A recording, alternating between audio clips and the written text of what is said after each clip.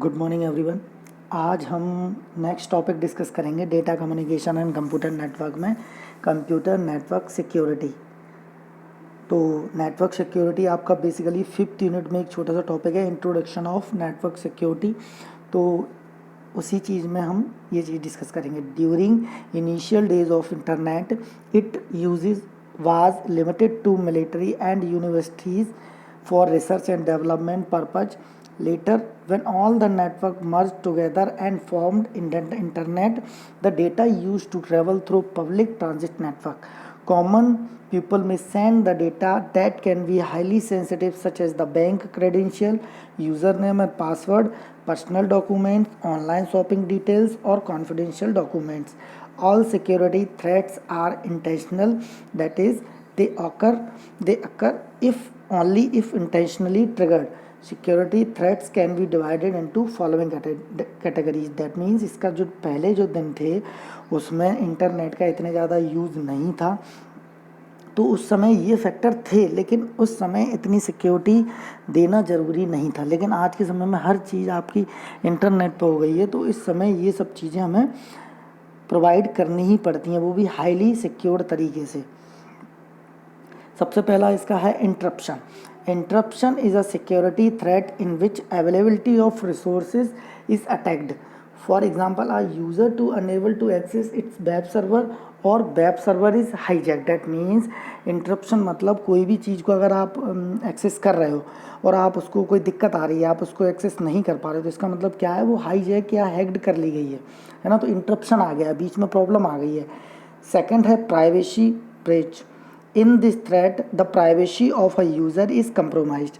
Someone who is not the authorized person is accessing your or intercepting data sent or receiving by the original authenticated user. That means privacy breach में क्या है, आपने कोई message अपने friend को भेजा, मतलब कोई भी मैसेज सेंडर टू रिसीवर जा रहा है, तो बीच में उसको किसी ने एक्सेस करना चाहा, अनऑथराइज पर्सन है वो, है ना, तो वो चीज़ आपके प्राइवेसी ब्रीच में आएगी। इंटीग्रिटी देखते हैं। This type of threat include any alteration or modification in the original context of communication.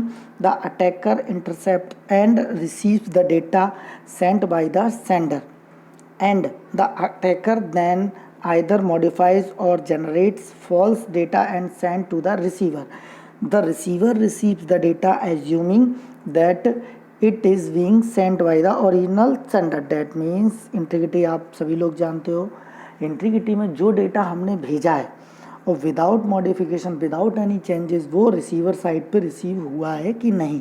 अगर नहीं हुआ है तो इंटीग्रिटी लॉस हुई है, अगर हुआ है, अगर ओरिजिनल डेटा ही रिसीव हुआ है तो उसमें इंटीग्रिटी में कोई चेंजेस नहीं हुआ है। ऑथेंटिसिटी देखेंगे। This threat occurs when an attacker or a security violator poses as a genuine person and accesses the resources or communicates with other genuine user. No technique in the present world can provide 100% security.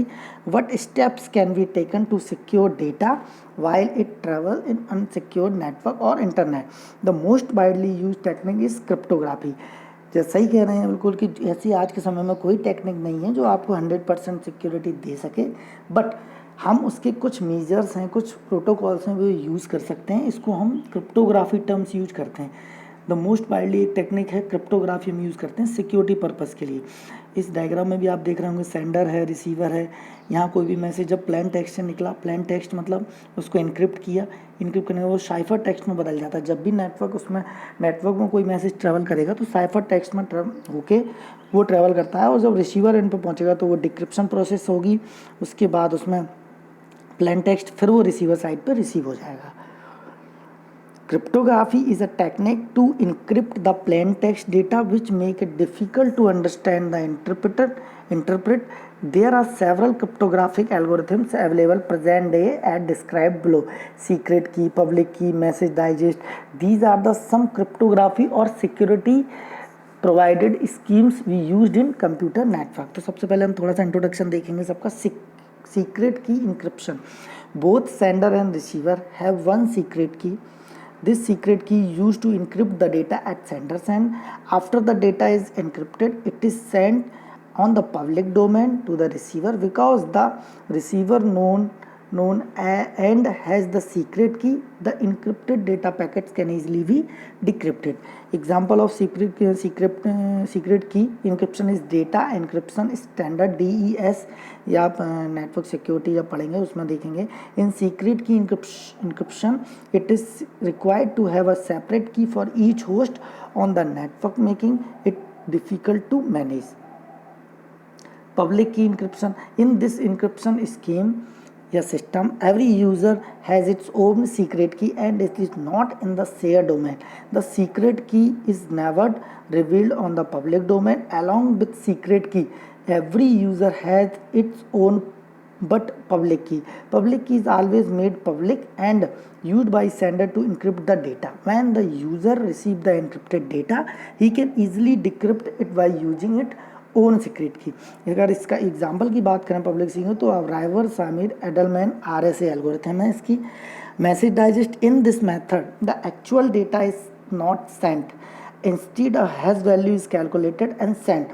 The other end user compute its own hash value and compare with the one just received.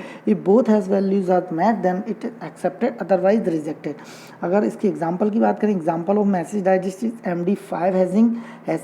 It is most used in authentication where user password is cross checked with the one saved और the server. That mean message डायल में हम original message नहीं भेजते हैं जबकि उसकी hash value compute करते हैं और कैलकुलेट करके उसको भेज देते हैं. रिसीवर एंड पे वो हैश वैल्यू फिर कैलकुलेट की जाती है. अगर वो भेजी गई हैश वैल्यू के बराबर है तो कोई दिक्कत नहीं है, अदरवाइज मैसेज थेफ्ट हो चुका है.